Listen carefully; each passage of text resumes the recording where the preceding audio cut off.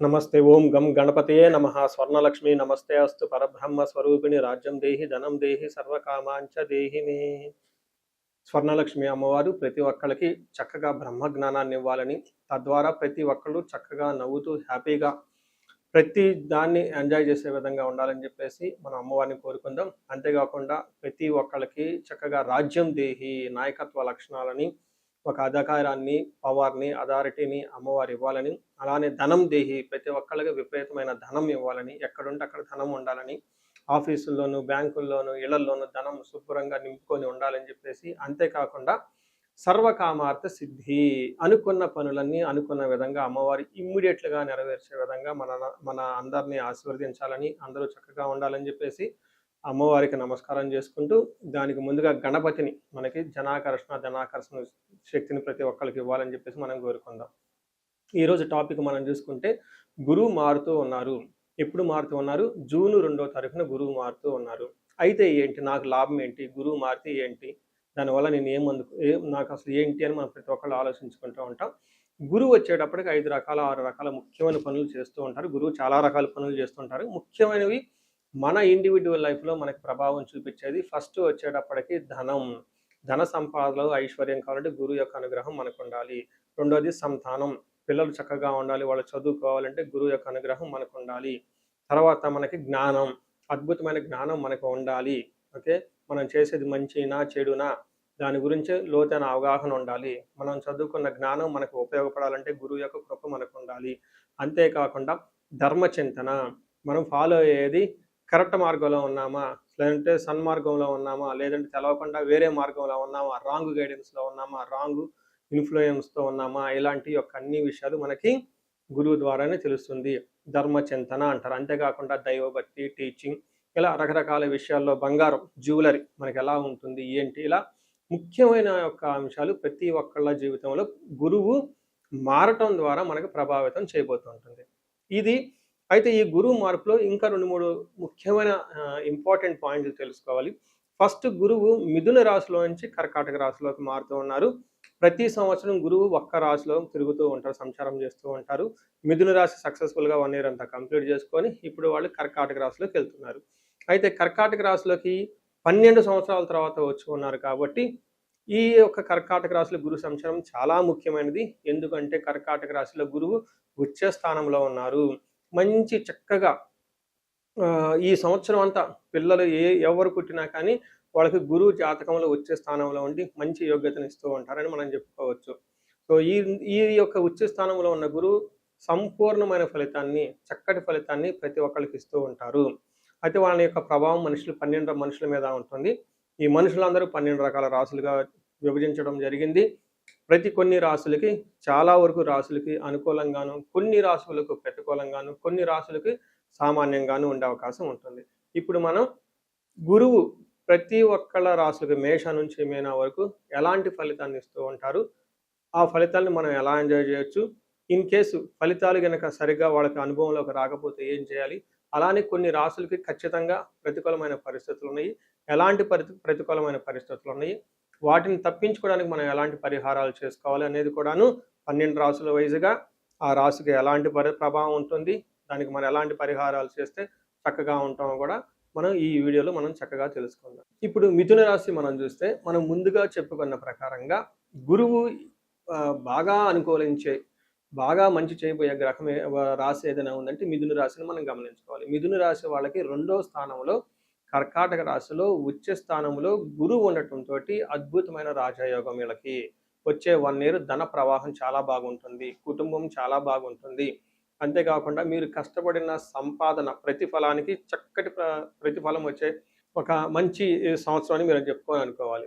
మనకి ముందుగా మహర్షులు ఏం చెప్తారంటే, మనస్సౌఖ్యం, యశో వృద్ధి, సౌభాగ్యం, ధనాగమన ధర్మ వ్యయం, మనస్సౌఖ్యం, ద్వితీయ స్థానాగే గురువు అని చెప్తారు సంస్కృతంలో. మన మహర్షులు ఎప్పుడో చెప్పేశారు. ఏం చెప్పారు?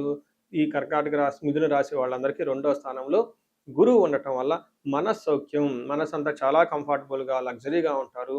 అంతేకాకుండా యశో వృద్ధి, మీకు కీర్తి ప్రతిష్టలు చాలా బాగుంటాయి. సౌభాగ్యం అంటే మీకు లక్ యాక్టివేట్ అవుతుంది. ఏదైనా పని కనుక చేస్తే ఆటంకాలు అనేది ఉండదు. హెల్త్ చాలా స్ట్రాంగ్గా ఉంటుంది. మీకు లక్ అనేది అంటే పూర్వజన్మ సుకృతం మీకు బాగా కలిసి వస్తుందని గమనించుకోవాలి. అంతేకాకుండా ధనాగమన మీకు ధన ప్రవాహం చాలా ఇంప్రూవ్ అవుతుంది. ఇప్పటిదాకా ఎవరైనా గనక ధనానికి ఇబ్బంది పడిపోతూ ఉంటే, సరైన ఆదాయ వనరులు లేకుండా ప్రాబ్లమ్స్‌లో ఉంటే, ఈ టైంలో మీకు చక్కటి ఆదాయ వనరులు వచ్చేసి ఇంటి నిండా ధనం ఓకే. ఎక్కడ పెట్టినా మీకు ధనం ఉండే అవకాశం ఉంటుంది. అలాగనే మీకు ధర్మ వ్యయం వచ్చిన ధనాన్ని మంచి సత్కర్మలకి మీరు ఖర్చులు చేస్తూ ఉంటారు. అంటే ఆలయాలు నిర్మించడానికి కానివ్వండి, పెళ్ళిళ్ళు చేయడానికి కానివ్వండి, శుభకార్యాలు కానివ్వండి, అలానే మీరు ఎడిక్షన్స్ ఇట్లాంటి వాటికి చాలా దూరంగా ఉండేసి చక్కగా మంచి మంచి పనులు చేస్తూ ఉంటారు. మనసంతా సౌఖ్యంగా ఉంటుంది. ఇది మనకి 2వ స్థానంలో గురువు ఉండటం వల్ల మిథున రాశి వాళ్ళకి కలిగే ఒక మంచి ఫలితాలు మనం చెప్పుకోవచ్చు. ఆనందం, కీర్తి, సౌభాగ్యం, ధనదాయం, ధర్మ కార్యాలు ఇవన్నీ మనం చెప్తుంటారు. వీటితో పాటు దీర్ఘాయువు ఎవరికైనా హెల్త్ కాంప్లికేషన్స్గా ఉంటే వీళ్ళకి ఈ మిథున రాశి వాళ్ళకి ఆయుష్ పెరిగే అవకాశం ఎక్కువగా ఉంటుందని చెప్పుకోవాలి. అలానే ఒక్క విషయంలో కొంచెం జాగ్రత్తగా ఉండాలి. కొంచెం ఓవర్ కాన్ఫిడెన్స్‌తో జాబ్‌లో మాత్రం ఉండొద్దు. చాలా హంబుల్‌గా, సింపుల్‌గా జాబ్ మ్యాటర్స్‌లో ఉండటం మీరు అలవాటు చేసుకోవటం చాలా చాలా ఇంపార్టెంట్. సో ఈ ప్రకారంగా మీరు ఈ రాశి వాళ్ళకి పెళ్లి కాని వాళ్ళకి పెళ్ళయ్యే అవకాశం ఎక్కువగా ఉంటుంది. సంతానం లేని వాళ్ళకి సంతానం వచ్చే అవకాశం ఉంటుంది. వీటన్నిటికి కూడాను మించి మీకు కీర్తి ప్రతిష్టలు, ధనం అంతా బాగుంటుంది అని చెప్పుకోవాలి. అలానే మీరు జ్యువెలరీ, నగలు ఇలాంటివి కొనుక్కునే అవకాశం ఎక్కువగా ఉంటుంది. 2వ స్థానంలో కుటుంబ స్థానం అంటారు. అంటే పెళ్ళయ్యి కొత్తగా ఒక కుటుంబం రావటానికి ఇది సరైన టైం అని మీరు గమనించుకోవాలి. ఈ రాశి వాళ్ళందరికీ సహజంగా గురువు చక్కగా ఉన్నారు కాబట్టి ఇంకా ఎవరికైనా ఇండివిజువల్‌గా ప్రాబ్లమ్ ఉంటే ఒక్కసారి కన్సల్టేషన్ తీసుకుంటే చాలా మంచిది. సో చూశారు కదా! గురువు ఈ రాశి వాళ్ళకి ఎలాంటి అనుకూల ప్రతికూలాలు తీసుకొని వస్తున్నారు, ఫలితాలు తీసుకొని వస్తున్నారు, అనుభవంలోకి రాబోతున్నాయో ఈ జూన్ నుంచి 2027 జూన్ వరకు 2026 జూన్ నుంచి 2027 జూన్ వరకు ఎలాంటి ఫలితాలు ఉన్నారో మనం తెలుసుకుందాం. అయితే గురువు యొక్క అనుకూల ప్రభావం మన మీద ఉండటానికి మనం కొన్ని రకాల పరిహారాలను ఖచ్చితంగా చేసుకోవాల్సి ఉంటుంది. ఒకటి గురువుకి సంపూర్ణ శాంతి పూజలు చేసుకోవాలి. సంపూర్ణ శాంతి పూజలు అంటే ఏంటి? చాలా మందికి అవగాహన ఉండదు. గురు గ్రహానికి మన శాస్త్రాల్లో, గ్రంథాల్లో ఏదైనా గనక ఒక గ్రహం మనకి సరిగా అనుకూలించకపోతే ఆ యొక్క గ్రహం యొక్క మనం ప్రతికూల పరిస్థితుల నుంచి అనుకూలంగా మార్చుకునే ప్రక్రియ ఉంటుంది. దీనికి పరిహారాలు అంటారు. మనకి శాస్త్రాలు ఏ విధంగా చెప్పారంటే గురువుకి జప సంఖ్య 16,000 సార్లు చేయాల్సి ఉంటుంది.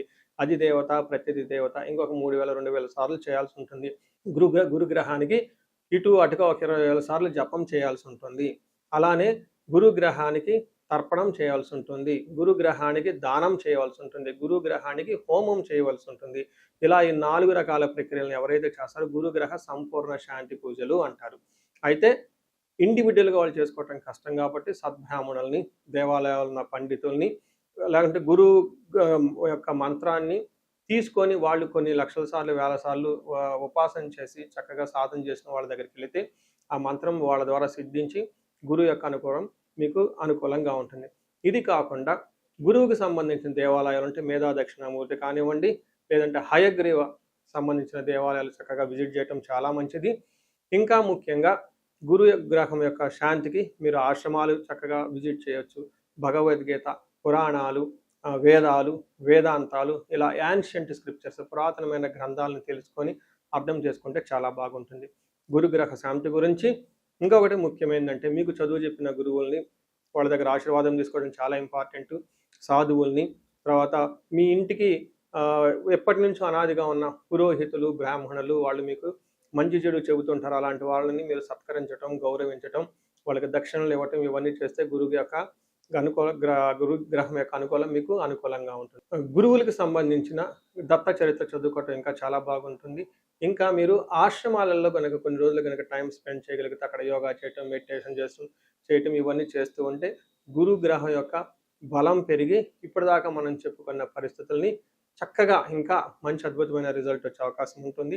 ఇన్ కేసు ప్రతికూలమైన పరిస్థితులు ఉన్నా కానీ ఆ ప్రతికూలమైన పరిస్థితులను అధిగమించి చక్కగా లైఫ్ అంతా ముందుకెళ్ళడానికి అంత అవకాశం ఉంటుంది. ఈ సంవత్సరం ఈ గురువు యొక్క కర్కాటక రాశిలో ఉన్నంత వరకు 12 రాశుల వారికి చక్కగా అష్టైశ్వర్యాలు కలగాలని, భోగభాగ్యాలు కలగాలని చెప్పేసి చక్కగా ఉండాలని చెప్పేసి నేను కోరుకుంటున్నాను. నమస్తే.